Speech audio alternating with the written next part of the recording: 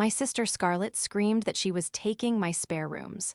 When I refused, she hurled her wine at me, and my mother, Josephine, disowned me. I calmly left that Thanksgiving dinner and made one phone call to my lawyer. That night, I set a trap that would make them scream. And this time, I wouldn't be there to help. This is where the story truly begins, and you won't want to miss what happens. Make sure you're subscribed to see it through to the end. We're always curious. Where in the world are you all watching from today? Let us know in the comments. The scent of thyme and roasted turkey, a smell I usually associated with warmth and comfort, felt like a suffocating blanket. It was Thanksgiving, and as was tradition for the last decade, I was hosting in my home, a house I had designed and built myself, a testament to a career I had forged from nothing. I was Alina, 45, a successful architect, and as I was so often reminded, the boring and serious one in my family. I was already on edge. A major commercial project had just entered its final inspection phase, and I had been working 70-hour weeks. I was emotionally and physically drained, running on fumes and the sheer will to give my family one perfect day. My mother, Josephine, 68 and retired, was already seated at the head of the table, a position she always took, holding court with a critical eye on the table setting. My sister, Scarlett, 39, and her husband, Lucas, 41, had arrived an hour late, full of breezy apologies and commotion. Scarlett, a lifestyle blogger, a term I mentally translated to chronically unemployed, looked flawless as usual, while Lucas, whose gig worker status meant he was perpetually between jobs, hovered nervously behind her. "Alina, darling, this gravy is a little thin, isn't it?" Josephine commented, swirling her spoon in the boat. Before I could reply, Scarlett chimed in, "It's fine, Mom. We have bigger things to talk about anyway." She clapped her hands together, a sharp, excited sound that put every nerve in my body on high alert. "So, we have the most amazing news. Well, sort of, it's a new beginning." I braced myself. Scarlett's new beginnings almost always preceded a request for a small loan that would never be repaid. Lucas cleared his throat, looking at his plate. "Well, you see, our landlord, he's a real piece of work. Long story short, our lease is up." "He's evicting us, Alina," Scarlett burst out, her breezy demeanor replaced with a sudden, sharp anger. "Just because we were a little behind, and he had the nerve to complain about damages. It's a total scam." I kept my expression neutral, placing the platter of green beans on the table. "Scarlett, that's terrible. What are you going to do?" This was the opening she had been waiting for. She smiled, a wide, predatory grin that didn't reach her eyes. "Well, that's the best part. We were thinking this house is just so huge." She gestured around the dining room, which opened into a large, 2-story great room. "I mean, you've got that entire wing upstairs. What is it, 3 extra rooms? You don't use them." A cold dread settled in my stomach. "What are you suggesting, Scarlett?" "We're moving in," she declared, as if announcing a surprise vacation. "It's perfect. Lucas and I will take the 2 main guest rooms, and the third one can be my new office for my vlogs. It'll just be for a few months, maybe a year, until we get back on our feet." The silence that followed was heavy. Lucas was still staring at his plate. My mother, Josephine, was watching me, her expression unreadable but expectant. I took a slow breath, keeping my voice low and calm. "Scarlett, I'm sorry you're in this situation. I really am, but no." Her smile froze, then melted into disbelief. What do you mean no?" "I mean, no, you can't move in," I said, more firmly this time. "This is my home, not a boarding house. I'm happy to help you look for a new apartment or even co-sign a lease if your credit is the issue, but you are not taking my rooms." "Co-sign?" Scarlett's voice rose to a shrill pitch. "We don't need a co-signer, Alina. We need a place to live. You have all this space and you're hoarding it for yourself. It's selfish." "It's not selfish, Scarlett. It's my home. My office is here. I have clients. I need my privacy." "Privacy?" she scoffed. "You're always working. You won't even know we're here." The answer is no. That's when it happened. Scarlett's face contorted with a rage that was terrifyingly childish. You always do this. You always act like you're better than us just because you have money. She picked up her glass, full of dark red wine. We're taking them. Scarlett, don't, Lucas whispered, finally looking up, his eyes wide with panic. But it was too late. With a furious scream, she hurled the contents of the glass directly at me. The cold liquid hit my face and chest with a shocking splash. Dark red wine dripped Rom my hair, stung my eyes, and soaked the front of my cream-colored silk blouse. The entire table gasped. I sat there, frozen, the smell of wine and thyme mixing into a sickening perfume. I slowly picked up my napkin from my lap. As I began to calmly dab at my face, my mother, Josephine, finally spoke. Her voice wasn't one of concern for me, but of cold, hard fury. "Alina," she hissed, her eyes blazing. "Look at what you made your sister do. She is in need, and you slam the door in her face. After everything we've done for you." I paused, the napkin halfway to my cheek. "What you've done for me." "You are a cold, selfish woman, Alina," Josephine screamed, rising from her chair. "She is your sister, your family. If you can do this to her, you're no child of mine." The words hit me harder than the wine. "You're no child of mine." I looked at Scarlett, who was breathing heavily, her face triumphant. I looked at Lucas, who was desperately trying to become invisible. And I looked at my mother, who was staring at me with pure, unadulterated hatred. I finished dabbing my face, carefully folded the stained napkin, and placed it on the table. I pushed my chair back, the legs scraping quietly against the hardwood floor. "You're right, Josephine," I said, my voice quiet but clear as a bell. "I'm not." I turned and walked out of the dining room. I grabbed my keys from the hook by the door, walked out into the cold November air, and got in my car. I didn't look back. The drive to my separate, private studio office, the one they didn't know about, was a blur. I sat in the dark, the sticky wine drying on my skin, and I let the shock wash over me. Then, the shock receded and something else, something cold and hard and clear, took its place. I picked up my phone. I didn't call a friend. I didn't call a therapist. I called David, the shark of a corporate lawyer who had handled my firm's contracts for the last 8 years. "David," I said, my voice perfectly level. "I'm sorry to bother you on Thanksgiving. I have a personal matter. I need you to draft 2 documents for me tonight. First, an eviction notice. Second, a demand for repayment." The betrayal was worse than the humiliation, and they had just made the biggest mistake of their lives. The silence of my downtown studio was a stark contrast to the chaos I had just left. My firm occupied the top floor of a restored heritage building, but I kept a small, private studio on the ground floor, accessible only by a separate keycard. It was my sanctuary, filled with drafting tables, architectural models, and the clean scent of blueprints and coffee. No one in my family knew it existed. To them, my office was the spare room in my house, the very one Scarlett had so casually claimed. I rinsed my face in the small bathroom, the cold water a welcome shock. The wine had stained my blouse, a beautiful piece I'd bought in Italy, and I felt a sharp, pointless pang of loss.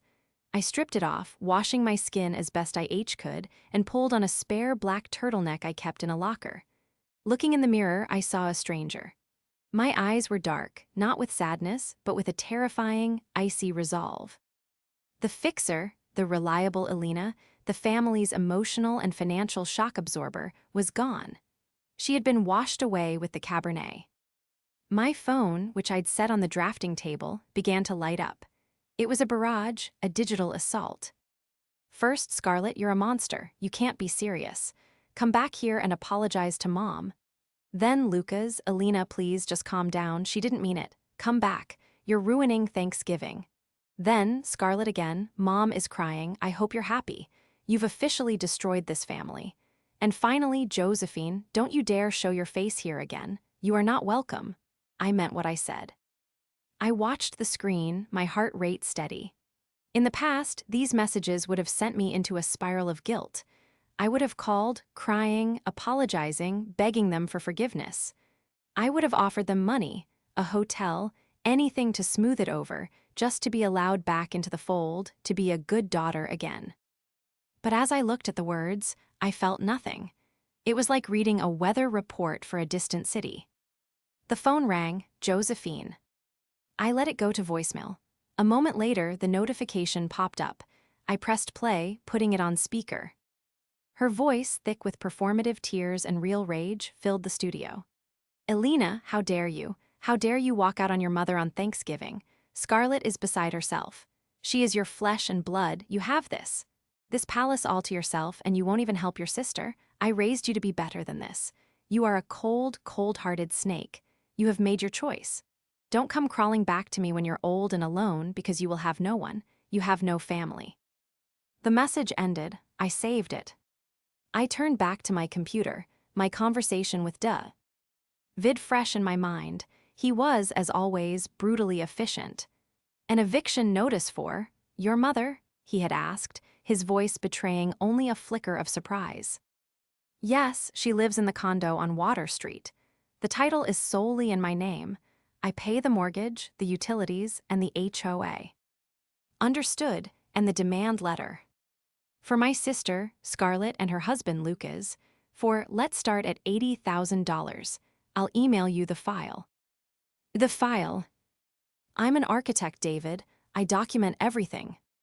And I had every wire transfer, every loan for a car repair, every covered rent check, every business startup fund. For 15 years, I had been documenting the one-way street of my family's finances. I'd told myself it was for budgeting, for my own records. But tonight, I knew the truth. Subconsciously, I had been building a case. My phone buzzed again, a new text from Scarlett. Mom is packing her things. She's coming to stay with me and Lucas wherever we end up. You've made your mother homeless. I will never forgive you for this, Elena. You'll be hearing from our lawyer. I almost laughed. Their lawyer with what money? I felt a sudden, sharp clarity, an architect's precision of thought. They had built their entire lives on a foundation of my guilt and my generosity. They had hammered at that foundation for years, taking, and I had let them. I had patched the cracks, reinforced the beams, and quietly paid for it all. Tonight, they had taken a sledgehammer to the main support beam, and they were about to find out what happened when the person holding everything up simply walked away. I pulled up the bank records, the title deed for Josephine's condo, and the meticulously organized spreadsheet of loans. I started composing the email to David. As I typed, an old memory surfaced. My father, just before he died, had taken my hand.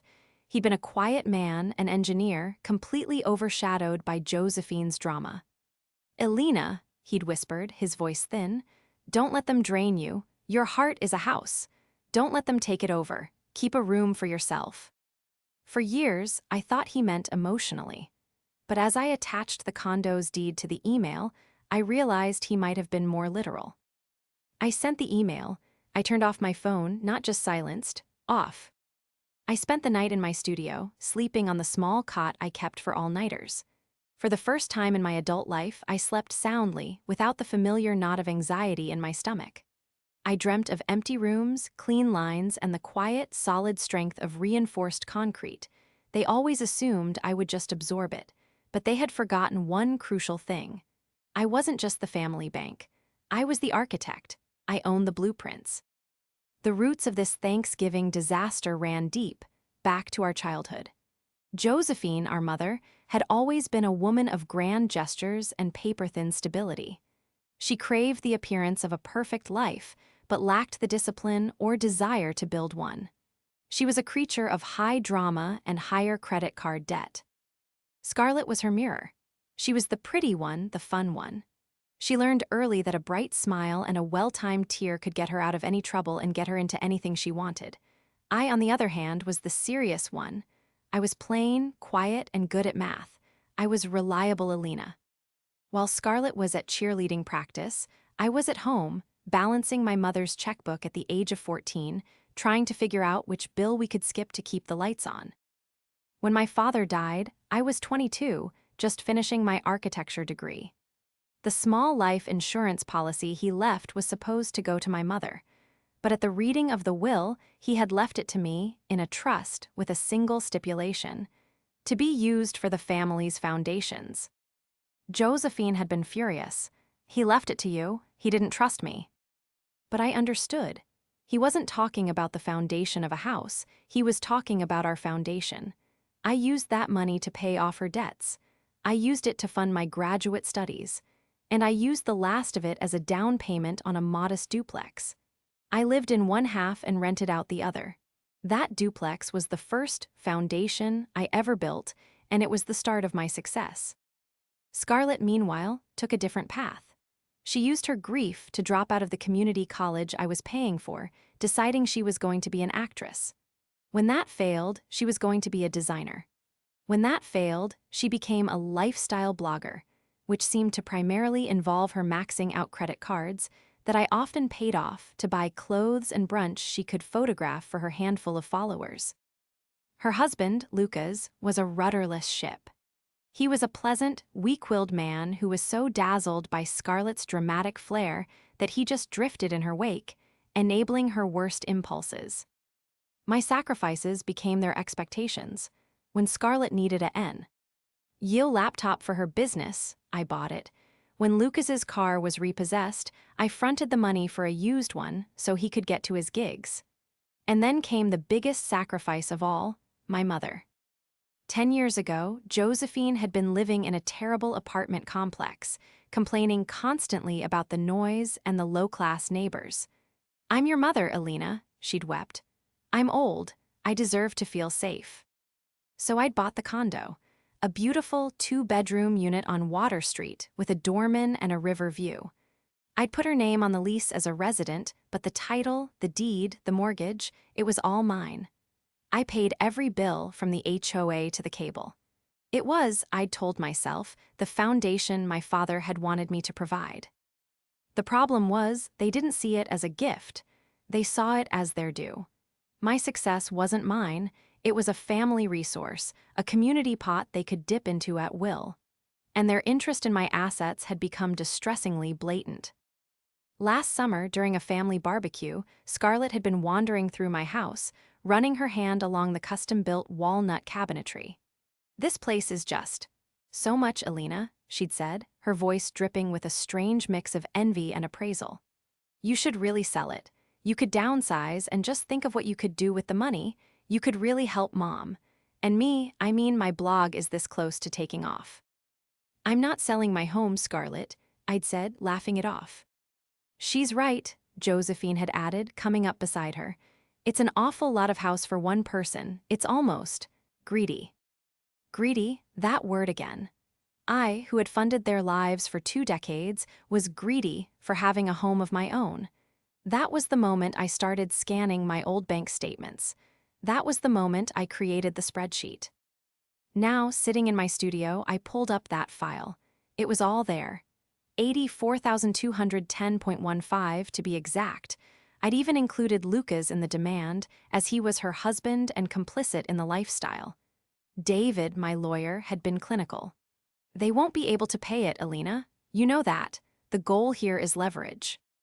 "The goal," I'd replied, "is to draw a boundary, in concrete." David was already at work.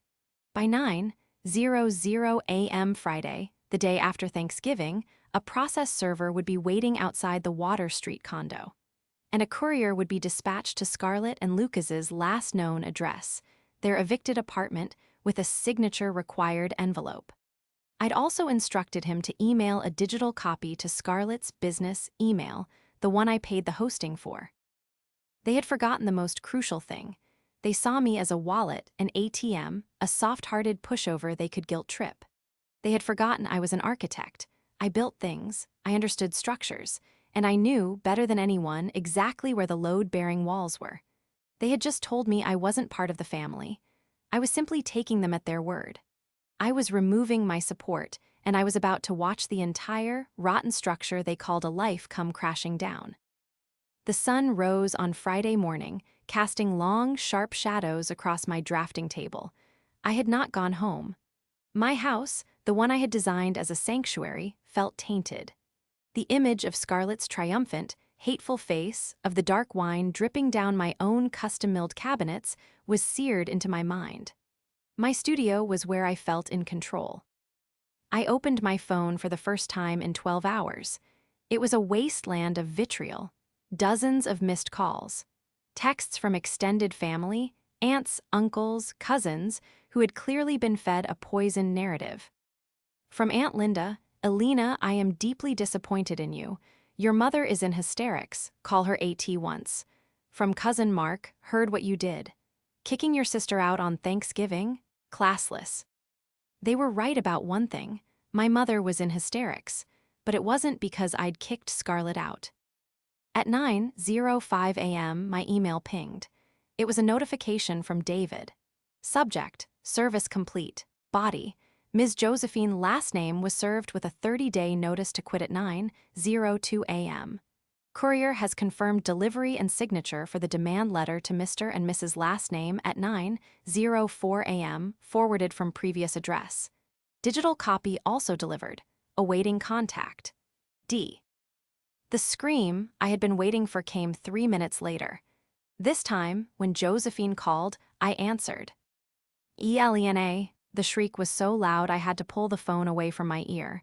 It was a sound of pure, undiluted panic. "What is this? What is this filth? A man just came to my door. He gave me eviction papers. This is a joke, right?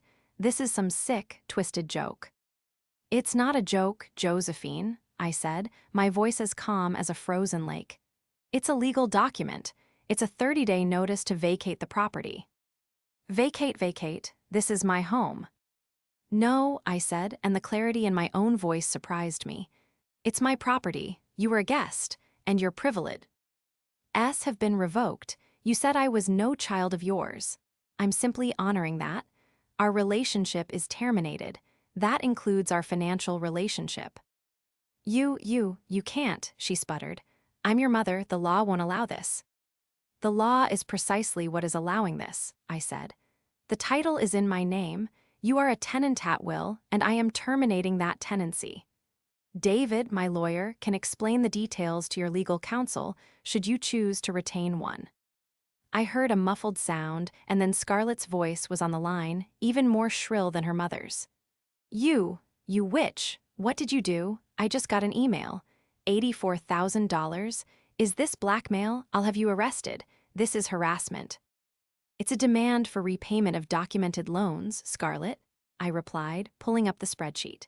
"For example, the $5,200 for your lifestyle blogger website setup in 2018, the $12,000 to pay off your credit card debt in 2020, the $7,500 for Lucas's car. I have receipts for every cent.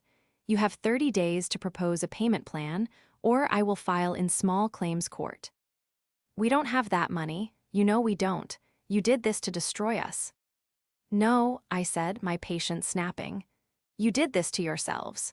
You came into my home, insulted me, demanded my property, and assaulted me. You and Josephine backed her up. You thought I was your personal safety net. You've just learned the net is gone." "Mom is homeless," Scarlett shrieked. "Where is she supposed to go?" "I imagine she'll move in with you and Lucas," I said. "Wherever you land, you have 30 days to figure it out. Goodbye." I hung up. I stared at the phone. My hand was trembling, but not from fear. It was adrenaline. The shift from passive victim to active strategist was complete. But I wasn't done. They had called me greedy and selfish. They had accused me of hoarding. They had forgotten that as an architect, my greatest skill wasn't just building, it was investigating. I needed to know the full story. Why were they so desperate? A little behind on rent didn't usually lead to an immediate eviction, even with a bad landlord. I hired a private investigator, a discreet one recommended by David. "I want to know the real reason my sister was evicted," I told him. "And while you're at it, do a full background check on her husband, Lucas." It didn't take long, 2 days to be exact. The pie was thorough. The reason for the eviction wasn't just non-payment. It was non-payment for 6 months. The landlord had been trying to work with them, but they'd been dodging him. And the damages Scarlett had brushed off, they hadn't just been wear and tear. They had tried to do their own renovations to make the apartment more Instagrammable. including knocking down a non-load-bearing wall without permission. The damage was estimated at over $20,000. They weren't just broke, they were reckless and destructive. But the real bomb was Luca's. My quiet, weak-willed brother-in-law wasn't just a gig worker. He was a gambler. He had online accounts, a history of chasing losses, and a significant amount of high-interest debt in his name, separate from Scarlett's. That's where the money was going. My money, the money I'd given Scarlett for her business, the money she'd claimed was for rent. It was being fed into a digital black hole. Scarlett wasn't just entitled, she was either a fool or a co-conspirator. I now held all the cards.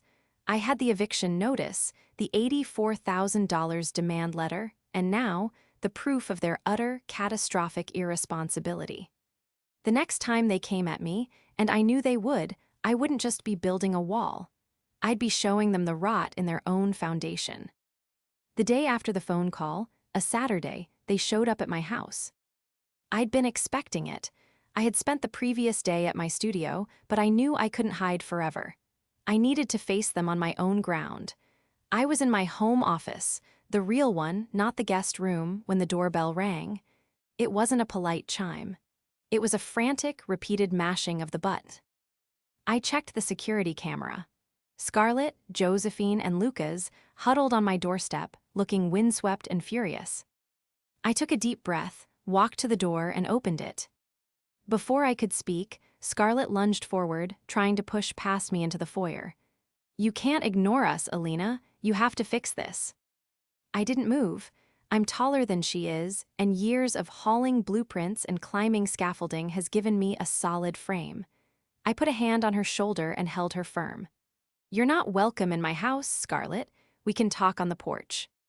"It's freezing," Josephine shrieked, pulling her thin coat around her. "You'd make your own mother stand in the cold." "You're the one who disowned me," I said, my voice flat. "You're lucky I opened the door at all. You have 5 minutes." "You have to stop this." Scarlett's voice was a desperate raw. "SB, this eviction. You'll kill Mom. Her heart can't take this."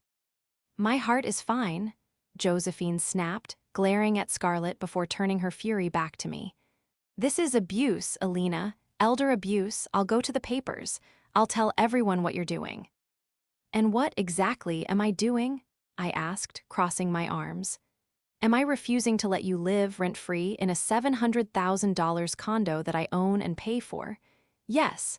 Am I refusing to fund your daughter's reckless lifestyle? Yes. I don't think that's abuse, Josephine. I think that's a boundary." Lucas, who had been silent, finally spoke up, his voice placating. "Alina, look, we know you're upset. Scarlett, she has a temper. The wine, that was too far, we're sorry.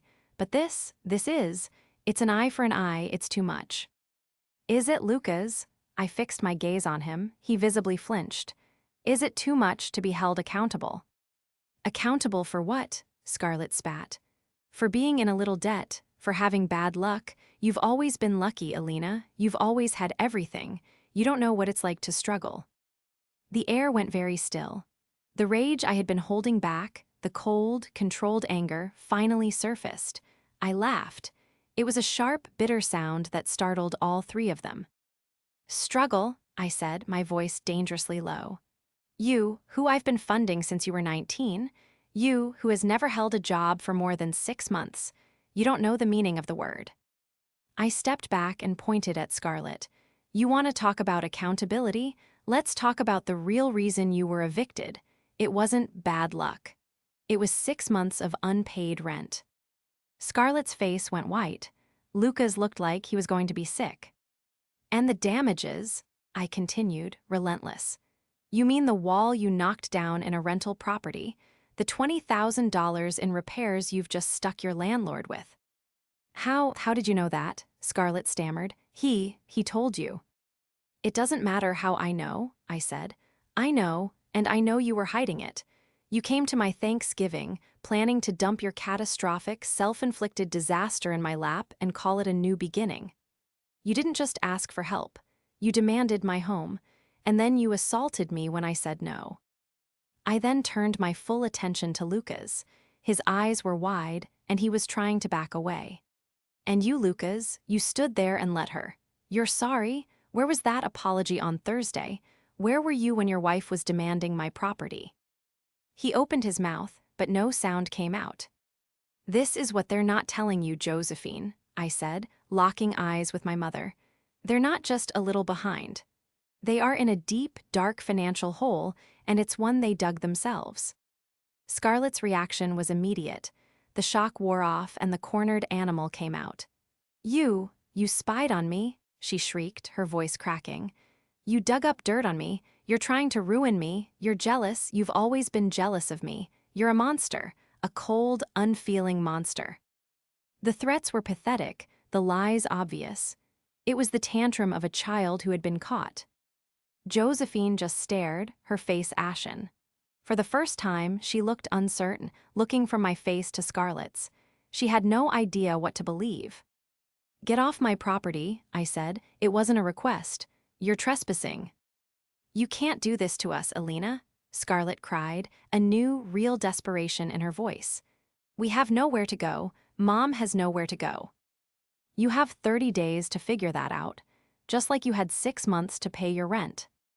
I stepped back inside and closed the door, the solid thud of the deadbolt echoing in the foyer. I leaned against the door, my heart pounding, and listened to their muffled screams and, eventually, their retreating footsteps. That had been the first confrontation. The next one I knew would be the last, because I still hadn't played my final card. I still hadn't mentioned Lucas's gambling. That I was saving. That was the ace. The next 2 weeks were a masterclass in desperation. Having failed to break me with a direct assault, Scarlett and Josephine launched a full-scale smear campaign. My phone, which I'd started answering again, became a rotating door of bewildered and angry relatives. "Alina, Aunt Linda again. Your mother says you're selling her condo and she'll be on the street. Is this true? Alina, this is your Uncle Mike. Scarlett tells me you're suing her for money you gifted her. You need to stop this and be a family." Each time, I gave the same, calm reply. "There is much more to this story than what they are telling you. I'm handling a private family matter, and I'm not going to be manipulated any longer." They, meanwhile, were panicking. Josephine, I learned, had tried to find a lawyer, but was told by legal aid that a landlord, even a relative, had every right to evict a tenant at will with proper notice. Scarlett and Lucas were, as I'd predict. Ed staying with Josephine at the condo, the three of them rattling around in a pressure cooker of their own making, with the 30-day clock ticking. The smear campaign was their last, desperate attempt to use the family to shame me into submission, and it was escalating. The texts became more venomous, the voicemails from relatives more judgmental. I felt a familiar, crushing weight of guilt. Was I being too harsh? Was I the monster they claimed I was? Then, the Pie's final report landed in my inbox, and my resolve hardened from concrete to granite. The report detailed Lucas's online gambling. He hadn't just been losing gig money. He had taken out 3 high-interest payday loans in Scarlett's name. He had, 6 months prior, forged her signature to take a $401K loan from a previous job she'd had, draining the meager $12,000 she had in it. He hadn't just been gambling, he'd been committing fraud against his own wife. And my $84,000 in loans had been the fuel for the fire. I looked at the report and I finally understood. Scarlett wasn't just a co-conspirator, she was a victim of her own terrible judgment. She had tied herself to an anchor, and he was dragging her to the bottom. But her pride and her lifelong habit of blaming me for her problems made it impossible for her to see it. The final confrontation came not from me, but from them. My Aunt Linda, my mother's older sister, called me. "Alina, this has gone on long enough. I am calling a family meeting. My house. Sunday at noon. You, your mother, and your sister. We are going to end this." "Aunt Linda, I don't think." "I don't care what you think," she said, her voice stern. "I'm not asking, be there. This is tearing our family apart, and I won't have it." She hung up. I sat there for a moment. This was it. This was the public showdown they wanted. They were going to try to ambush me, to surround me with family, and use their collective judgment as a weapon. They were bringing a knife to a gunfight. I spent all of Saturday preparing. I didn't just print the Pie's report. I printed the bank statements. I printed the title deed to Josephine's condo. I printed the itemized spreadsheet of the $84,000. I printed the threatening text messages. I printed the photos of the damages from their landlord, which the Pie had acquired. I made 5 copies. I put each one in a neat, professional binder. When I walked into Aunt Linda's house on Sunday, the atmosphere was thick enough to cut. Aunt Linda and Uncle Mike were there, looking grim, and on the sofa, positioned like a tribunal, sat Josephine, Scarlett, and Lucas. Scarlett looked smug. She thought this was her victory. Josephine looked like a tragic victim. Lucas just looked terrified. "Elena, thank you for coming," Aunt Linda began, gesturing for me to sit in a hard-backed chair opposite them. "Now this has to stop. Your mother is sick with worry. You're evicting her." "I am," I said, my voice calm. "And you're suing your sister." "I am demanding repayment for documented loans, yes." "This is not how we treat family," she said, her voice rising. "You're right," I said. "It's not." I reached into my briefcase and pulled out the 5 binders. I handed one to Aunt Linda and Uncle Mike. I slid one across the coffee table to Josephine, one to Scarlett, and one to Lucas. "What is this?" Scarlett sneered, but her hand was trembling. "That," I said, "is the truth. That is the file I've prepared for my lawyer. But since you wanted a family meeting, I brought copies." I watched them open the first page. Their faces told the story.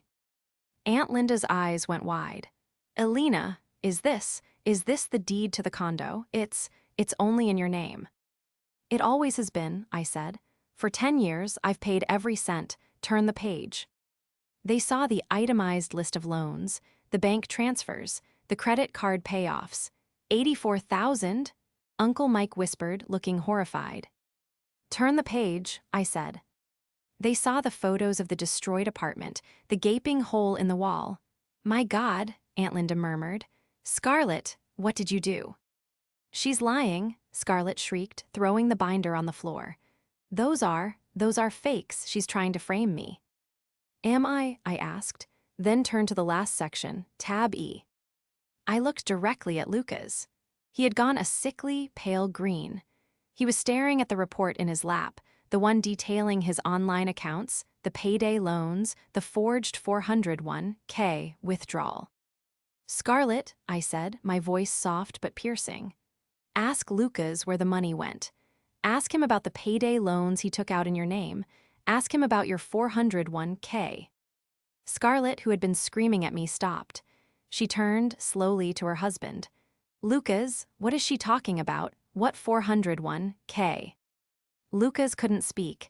He was just staring at the paper, his whole body shaking. "Lucas," Scarlett shrieked, grabbing his arm, "what did you do?" And that's when he broke. He dropped his head his hands and began to sob, a raw, gulping, pathetic sound. I'm sorry. I was going to win it back. I was going to pay it all back." The room was utterly silent, broken only by his sobs. Scarlett stared at him, her face a mask of dawning, abject horror. Josephine looked like she had been struck by lightning. Aunt Linda and Uncle Mike just looked at me, their faces full in a way I had never seen. Respect. The spell was broken. The image of poor, unlucky Scarlett and selfish, greedy Elena was shattered. The truth, in all its ugly, documented detail, was on the coffee table for everyone to see. The family meeting at Aunt Linda's house had become a courtroom, and I was the one who had presented the irrefutable evidence. Scarlett's smugness had evaporated, replaced by a gray, hollow shock. She wasn't looking at me anymore. Her entire world had narrowed to the sobbing, broken man beside her. You gambled it," she whispered, her voice trembling. My 401k, the money from Elena, it's all gone." Lucas just nodded, unable to speak, his shoulders heaving. Josephine, for her part, was utterly speechless. Her entire narrative of her victimhood, of my cruelty, of Scarlett's entitlement, had been systematically dismantled. She was staring at the binder in her lap as if it were a bomb. She looked up at me, her eyes wide, and for the first time I saw not anger but fear. She had finally realized that the person she had alienated was the only one who had ever truly supported her. Aunt Linda was the first to speak. Her voice, usually so quick to judge me, was now dripping with cold fury, but it was aimed entirely at my sister and her husband. "Scarlett, Lucas, you are con artists," she said, her voice low and shaking. "You've been lying to this entire family. You've been bleeding Alina dry for years, and all while you've been doing this." She gestured to the report to Lucas. "And you, Josephine, you enabled it. You sat there on Thanksgiving and screamed at her. You disowned her for this." I didn't know," Josephine stammered, wringing her hands. "I didn't know it was this bad. Scarlett, she just said they were in a slump." "You didn't want to know," Uncle Mike boomed, standing up. "It was easier to blame Alina. It's always been easier to blame Alina. She's the one who works, the one who saves, so she's the one you all stick with the bill." He turned to me, his face softened. "Alina, I am so sorry. I had no idea." I just nodded, accepting the apology. And then, the moment I had been waiting for. The final, triumphant break. Scarlett, in her horror, finally turned her rage away from me and onto the actual source of her problems. She stood up slowly. She looked at Lucas, who was still crying. "You," she said, her voice dead, "you ruined us, you took everything." She didn't hit him, she didn't scream at him, she did something far more chilling. She turned to me. Her eyes were empty, but the fight was gone. "Is the eviction, is it real?" she asked. 30 days, Scarlett, that's what the law requires. That gives you 12 more days. And the 84,000. "That's the leverage, Scarlett," I said quietly. "I'm not going to force you into bankruptcy, but I'm also not your bank anymore. You and Lucas, you're on your own." Then she looked at her mother. "Mom, you have to choose." Josephine looked up confused. "Choose? What do you mean, darling?" "Choose," Scarlett said, her voice cracking. "Are you coming with me and him, or are you going to stay here and beg your no-child to take you back?" It was the ultimate test, and Josephine, in a moment of stunning, predictable cowardice, made her choice. She looked at me, her eyes pleading. "Alina, baby, you can't let me go. I'm your mother. I'm old. I have nowhere to go. Scarlett, she can't take care of me, not now." Scarlett let out a sound that was half laugh, half sob. Of course. She looked at me, at her mother, at her ruined husband. "You're all monsters." And with that, she grabbed her purse, walked to the front door, and left. She didn't slam it, she just left. Lucas, startled out of his crying, looked up in a panic. Scarlett, wait." He scrambled to his feet, gathered his own binder of evidence, and ran out the door after her. We were left in the living room. Me, my aunt and uncle, and my mother. Josephine was now openly weeping. "Alina, please," she whispered. "Don't put me on the street. I'm sorry. I'm so sorry. I didn't mean it. You're my child. I looked at her, the woman who had disowned me, the woman who had enabled my sister's theft for decades, the woman who, given the choice, would always choose the easiest path. I stood up and gathered my things. I put my copy of the binder back in my briefcase. "You have 12 days, Josephine," I said, my voice devoid of a emotion. "You can stay with Aunt Linda, you can go with Scarlett, you can find a shelter. But at noon on the 30th of the month, the locks on that condo will be changed and your belongings will be put in storage. You are right, you are my mother, and I will not let you be on the street. I will pay for a room for you, at a long-term stay motel. That is my final offer." Aunt Linda looked at me, shocked. "Alina." "That's my offer," I repeated. "She will not live with me, and she will not live in my property. She disowned me. I'm just setting the terms of our new relationship." I looked at Josephine. "The choice is yours." I walked out of the house, leaving her sobbing in the hands of my aunt. The weight of my entire family, a burden I had carried for 25 years, finally lifted from my shoulders. I got in my car, and for the first time since Thanksgiving, I let myself cry. But they weren't tears of sadness. They were tears of release. I was, at last, completely and totally free. The downfall was as swift as it was predictable. Scarlett and Lucas disappeared for a few days. I learned later from Aunt Linda that they had a massive, public fight at the condo, and Scarlett finally left him. She moved in with a friend from her blogger days, effectively vanishing from the family. Lucas, left with nothing but his gambling debts and my demand letter, went back to his parents' house in another state, a broken man. I had my lawyer formally drop the demand against Scarlett, but keep it active against Lucas. I didn't expect to see a dime, but it would hang over his head for years, a permanent record of his actions. My mother, Josephine, was a different story. After a week of tearful, manipulative phone calls to me, which I did not answer, she finally accepted her fate. She refused my offer of the motel. It was beneath her, she told Aunt Linda. Instead, she did exactly what I predicted. She moved in with Aunt Linda, turning my aunt's guest room into a shrine of her own victimhood. Aunt Linda, to her credit, tolerated it with a weary sigh, her eyes now wide open to her sister's true nature. The 30th of the month arrived. At noon, as promised, the locks on the condo were changed. I hired a company to professionally pack all of Josephine's belongings and move them to a high-end, climate-controlled storage unit. I paid for the first 6 months. After that, it was up to her. With the condo empty, I immediately put it on the market. It sold in less a week in a cash offer bidding war. Then I sold my house. The beautiful, custom-built home that held the memory of that horrible Thanksgiving. I couldn't stand to be in it anymore. It sold for an astronomical price to a tech executive. I took the proceeds from both sales, severing my last physical ties to my old life. And I did what I had secretly dreamed of for years. I bought a sprawling, open-concept industrial loft in the city's old warehouse district. It was all brick, exposed steel beams, and massive 20-foot windows. It was mine. Utterly, completely mine. I spent the next month designing the interior, a perfect blend of minimalism and comfort. My reconciliation was not with my family. It was with myself. I reconnected with old friends. I took a 2-week vacation to Japan to study temple architecture, and I threw myself into my work, which no longer felt like an escape, but a passion. The first holiday, Christmas, was fast approaching. I was bracing myself for the wave of guilt, the familiar ache of a broken family, but it never came. On Christmas Eve, I was in my new loft. The city lights glittered outside my massive windows. I had classical music playing, a fire crackling in the modern fireplace, and I was sketching a new design for a public library. My phone, which was now blessedly quiet, buzzed with a text. It was from Aunt Linda.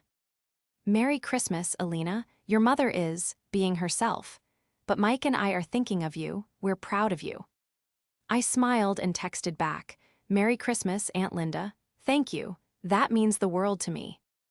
I poured myself a glass of very good, very expensive wine, not Cabernet. I stood at the window, looking out at the world I had built for myself. I was alone, but I was not lonely. I was not a daughter, I was not a sister, I was not a fixer. I was just Alina, and I was finally at peace.